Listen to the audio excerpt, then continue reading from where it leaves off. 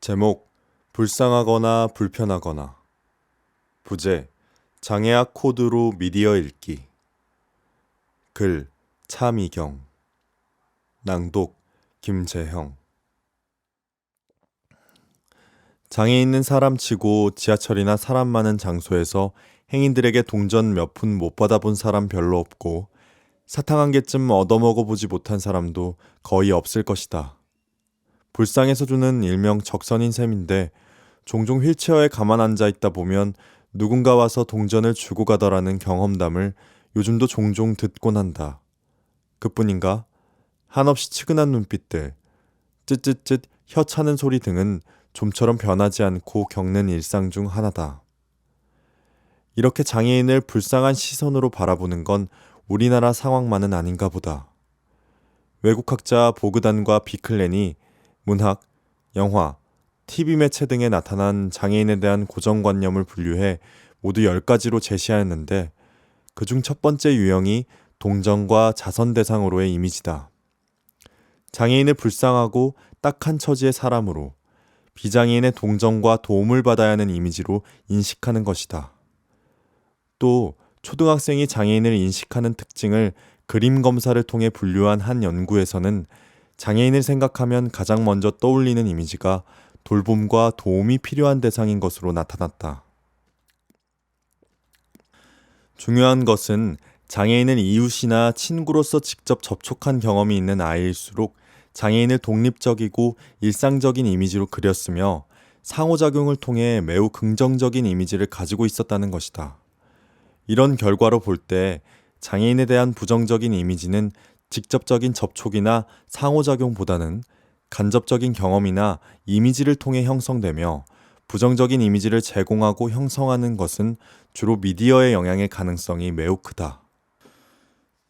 TV 드라마나 영화, 광고 등을 통해 우리가 그동안 장애인에 대해 어떤 이미지들을 보아왔는지 언뜻 떠올려 보더라도 아이들이 왜 장애인을 떠올릴 때 가장 먼저 불쌍하고 도움이 필요한 사람으로 떠올리는지 어렵지 않게 유추해 볼 수 있다.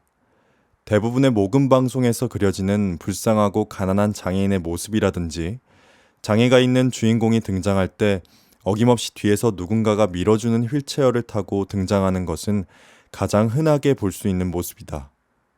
때로는 밀어줄 필요가 없는 전동 휠체어를 타고서도 누군가가 뒤에서 도와주는 모습으로 나오기도 한다. 언젠가 한 지상파 방송의 대표적인 장애인 프로그램을 우연히 보다가 화가 난 적이 있다. 지역 사회의 이웃을 위해 장애인들이 꾸민 연극을 소개하는 내용이었다. 어떤 이는 실직을 하고, 어떤 이는 성적을 비관하고, 또 어떤 이는 시련을 슬퍼하는 등 다양한 삶의 고통을 토로하는 사람들에게 이들이 다가가 위로하는 내용이었다.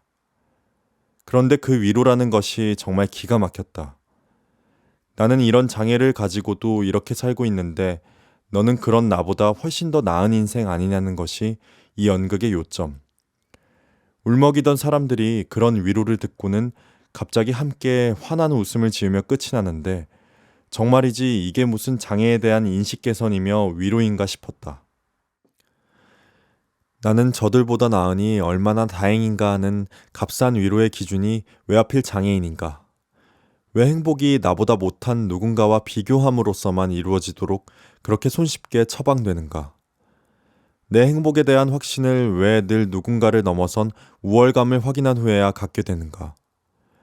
그리고 대부분 그 행복의 바로미터가 되는 것은 장애인이거나 소위 가난한 이웃의 불행인 경우가 많다. 장애인과 비장애인이 함께하는 어떤 프로그램을 마치고 나서 대부분의 비장애인 참여자가 발표한 소감을 들으며 속으로 무척 놀랐던 경험이 있다. 장애인도 나와 똑같은 사람이더라. 저 사람들은 장애를 가지고도 그렇게 사는데 나는 뭔가 싶어서 부끄럽더라. 나는 얼마나 행복한 사람인가 생각하니 감사하더라. 거의 이런 내용이었다. 놀랍지 않은가? 같은 인간을 보고 새삼스런 깨달음인 양 장애인도 사람이구나 느끼는 것도 놀라운데 장애인과의 비교를 통해 나는 얼마나 행복한 사람인가를 느끼고 감사한다니. 더 놀라운 것은 그 소감을 들으면서 장애인인 나는 속으로 무척 불편한데 다른 비장애인 참가자들은 몹시 공감하며 고개를 끄덕인다는 사실이다. 안타깝게도 대부분의 미디어 프로그램이 바로 그런 시선으로 만들어진다. 장애인뿐만 아니라 가난하고 특별한 어려움에 처한 사람들의 현실을 쉽게 저편으로 금그어 밀어놓고 대상화하면서 이 편에 속한 사람들의 자기 위안적 성찰을 이끌어내는 방식의 방송이 얼마나 많은가. 세상에 이런 일이 같은 류의 방송에서 장애인을 그리는 방식이 그러하고 장애인 프로그램을 표방하는 방송들이 일반적으로 장애를 그리는 방식 역시 유사하다.